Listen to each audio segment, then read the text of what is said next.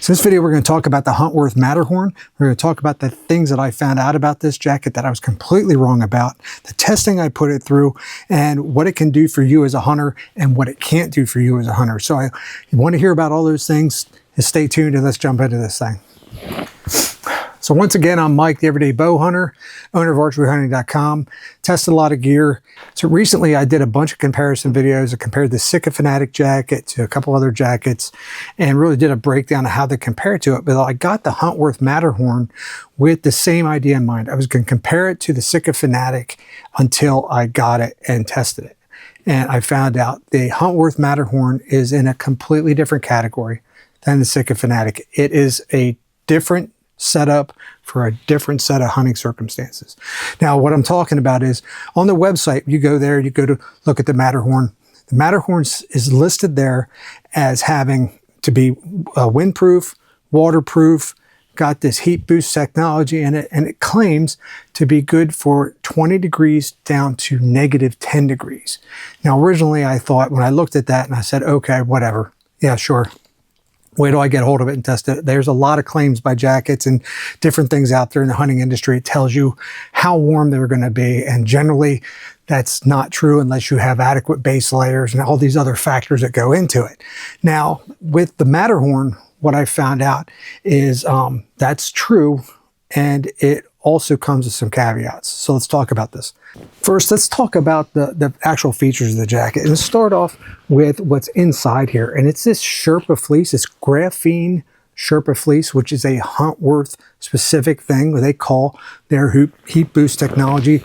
You see on the jacket, you're on the outside of the arm, it has the heat boost symbol on it. Now, I'd done a previous review on the Huntworth Saskatoon jacket. The Saskatoon jacket also in their heat boost lineup has the graphene Sherpa in it, right? Has a little symbol on the arm. And in my video with that, I talk about how I'd gone out, hunted with a bunch of different jackets. Hunted with jackets like the Sitka Stratus, with Osio's mid-season gear, and looked at specifically mid-season type offerings that take you into that kind of later part of the mid-season, right? And the Saskatoon, over time, I ended up going back to it. With the colder days, I kept on gravitating back to the Saskatoon because it was keeping me warmer than those other jackets. And in my review, I say, you know, this is last year, and I say, yeah, the Huntworth Saskatoon is a warmer jacket than those other jackets. And it is, right? And I never really gave thought about the whole heat boost, what I thought was a heat boost gimmick. So fast forward to now, I'd start testing the Matterhorn jacket and have it out. And I'm finding that it's really keeping me a lot warmer than I expected.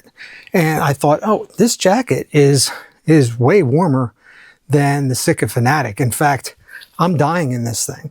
My biggest gripe with the jacket, outside of some other things that we're going to talk about, was that it didn't have any pit zips, because I really felt like I was overheating in this thing. If I put it on right after getting done a hike, you can't hike with it. I'm telling you right now, you cannot hike with this jacket because you're going to burn up. Same thing with these bibs. With the bibs on, you're going to have to take the zippers and zip down and let that air flow in here big time, because you are going to burn up in these things. The heat retention was incredible. Well, here I am testing all these jackets and stuff, and I said, okay, I want to really dive in and do some scientific testing on this, because when I'm testing a lot of jackets, it's hard for me to say to you, okay, this jacket's warmer than that jacket's warmer than this jacket. It's hard to do that because we all hunt in different environments. We all wear different base layers. We all have different circumstances and temperatures that we're going out and hunting in. So I wanted to come up with a way to really take to you exactly how this jacket compares to other ones. So what I set up with, after doing a ton of research, is a heat retention test. Now what I did was I took a couple of mannequins. Yes, I got some mannequins that wear a large like I do. And those mannequins, I was able to put a heating pad on the mannequin. I was able to put a temperature probe inside on the side, not near the heating pad, away from the heating pad, inside the jacket. I closed the jacket up at the bottom with a bungee cord. I put a base layer on it. I'm sorry, before I put a base layer on, and have a base layer, the same base layer for every test, same heating pad for every test, doing 2 at a time. and bungee cord to keep the jacket sealed at the bottom, and a neck gaiter to keep things sealed at the top on every single jacket, right? And I ran through, I don't know if it's 6 or 7 jackets now I've done. There's going to be another video coming up where I go through all those jackets and how they sized up to each other. But the thing that came out of that test was, so I'm running the test, and what I'm doing is an hour with the heat pad on, right? So that it can warm up in there. So you're coming off a hike to your stand, you get to your stand, you're all warmed up, you put your jacket on, and you start to hunt, right? That's the scenario for my test I was looking at. So I had a heat pad running for an hour, turned the heat pad off, and then did measurements every 10 minutes for the first hour, and then did measurements every 15 minutes over the next 2 hours. What I found was some serious consistency across the different jackets and their performance. And when we're talking about the Matterhorn here specifically, the thing that made me look back at the Saskatoon's performance and the heat boost technology is the fact that in the first hour, amongst all jackets, now I tested Sitka Fanatic, Cryptek Velis, the Numa High Point, the Ozio late season jacket, and some others here, right? And the thing that happened with the Huntworth Matterhorn that didn't happen with any other jacket, in the first hour, the heat inside the jacket accelerated over 10 degrees above what it had for any other jacket, right? I think it's actually like 9.5 degrees. But at almost 10 degrees higher than any other jacket, right? And because of that, the first thing I said was, well, something's messed up with the test. Something happened. I didn't have, everything set exactly the same like I had before. Went back, tested again, exact same results, right? Tested it on the different mannequin this time, exact same results, right? It just heat boost. It absorbs the heat in that graphene Sherpa like crazy. And that's why the Saskatoon jacket here as well was able to do the same. The graphene Sherpa heat boost actually works.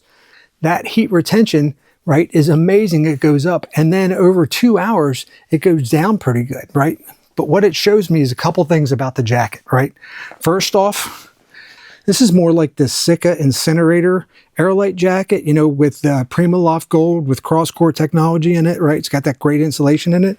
This Sherpa, graphene Sherpa technology puts it in a class up there with those jackets. Now, I don't think this is as warm as the Sitka Incinerator jacket, but I think it's right there, right? It's right there hanging with it pretty good. And the things I think at work against this jacket is that what I saw from the test was how the heat dropped off on the jacket.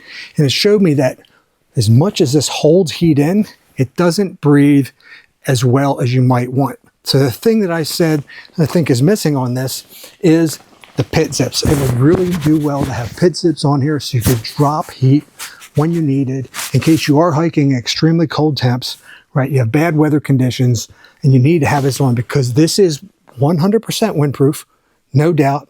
100% waterproof, no doubt. Incredible, great tape seams right on it. Great overlap on the inside of the jacket where the zipper goes to make sure that nothing's coming through there wind or water wise. Does a great job of that, right? It's got a hood that you can zip on and off, but the hood has the same levels of protection in here. And you can see the Sherpa lining, the graphene Sherpa linings in the hood itself as well. Great pockets on it as far as both sides have. Your Napoleon pockets on the side, your chest pocket, phone pocket, whatever you call. And they have that on both sides of the jacket, right? And really good deep pockets on there. So as I'm standing here, I am just starting to sweat out. I had to open up the bibs because the bibs are killing me. This thing is extremely warm. My basement here is probably around 64 degrees. Wind and water are not getting through this jacket. Right? Like I said, it probably could use some pit zips here. The upper pockets, as I talked about, if you're a saddle hunter, this is fantastic to have this. Or if you just have some kind of belt on with a backpack or whatever, you have the ability to put your hands in your pockets in these graphene Sherpa line pockets, which are extremely warm. Great, right? It has the cuffs here around your wrist to keep the wind out. Do a great job of sealing that wind out around the wrist here. It's a really good job with that. You can see that right there. Does a great job. So all those things are fantastic with the jacket.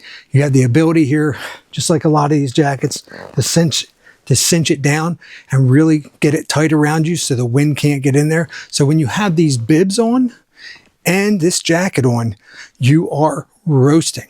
The heat retention on this is incredible.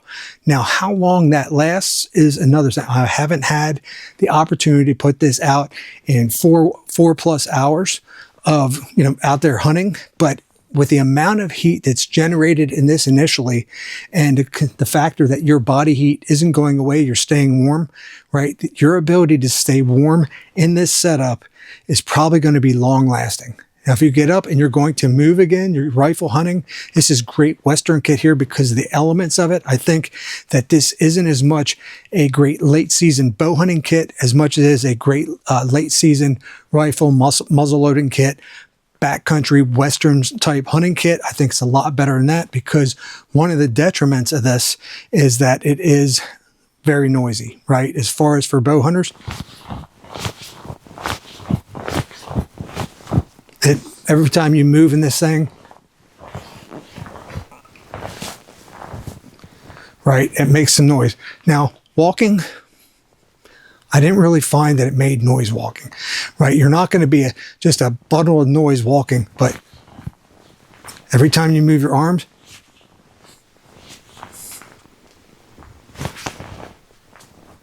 there's some noise there, right? So if you're hunting deer, for instance, and you're going to be close up, you probably not, be able to draw a bow. It's going to make noise, right? Rifle, you can get away from it. You have distance from the animal. You're going to be fine, right? So I don't think this is much of a bow hunting setup as it is for other types of hunting. For other types of hunting, especially where you have a lot of wind, where that noise isn't going to matter. You have wind, you have snow, you have rain. This is going to be fantastic. This is going to just do a tremendous job. You can see the hood here. Pull the hood up. It's still going to have good visual. You can see here, right? So not great with your bow, but not terrible if you do use it for bow hunting. But like I said, even with the pants unzipped here on the sides for me right now, having this jacket on right now, I am roasting. It is extremely warm. So when they claim that this jacket's good from 20 degrees down to -10, I believe it. I believe it's the setup, right? The bibs, jacket together. You can't have one without the other. If you want to really maximize the warmth, they do a great job. So one thing about this is not a bulky jacket. You can see it's not bulky at all. Now, I did size down in this, right? I normally wear a large. I'm 5'8", 190 pounds, right? But I was advised by Huntworth to size down. I sized down in my Elkins as well. My Saskatoon is a large, but in this, I sized down to a medium. So if you're in between sizes, if you're kind of a tweener like I am for different stuff, you want to size down in this unless you plan on loading up on base layers underneath it. All right, so be cognizant of that. This has antimicrobial scent control, and just like the other ones, that graphene Sherpa really helps with that. They have that in there as well. So a lot of those features here for the hunter, all these different things. And of course, I'm wearing the Vertex camo, right? This is the new camouflage from Huntworth, and you can see when I talked about the fit. So if you have any questions or comments, put them in the comments below. I'll be sure to get to them. Please subscribe, hit that like button, hit that notification bell so you get notified when I do more videos. And until then, guys, I'll see you next time.